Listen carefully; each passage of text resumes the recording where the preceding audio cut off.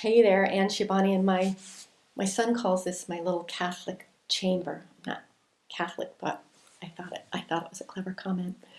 One of the things that I do as a content developer is I study other books. I'm always pulling a book off my shelf and taking a look to see how it's put together, what it says as far as the back matter, what it says, what the description is of the book on the back cover. I'll look at the table of contents. I look at the way chapters are structured. I love that stuff.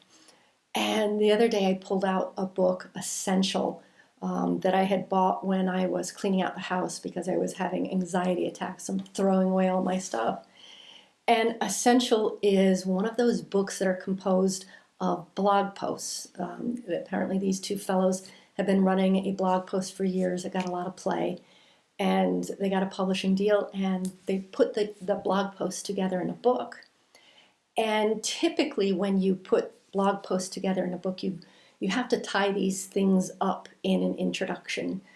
In the intro, you have to tell us what the book is about, what the problem is that the book addresses, who you are, the author, and why the reader should be listening to you speaking on this given subject. And I opened up this book and I realized there's no introduction. And then I realized the whole form and function of not having an introduction in a book that's about things that are simply essential. It's about bare minimum. It's about spareness. And so it's a really kind of an interesting technique that these guys use. They just eliminated the things that were not necessary, an introduction being one of them, a conclusion even being one of them. When I looked at the back cover, almost nothing there, and the front cover is two guys standing against a white brick wall, and just the title Essential with the faintest subtitle. And so I guess the point would be, first of all, I loved the book. Second of all, you're going to actually need an introduction unless you're writing another book about essential or essentialism.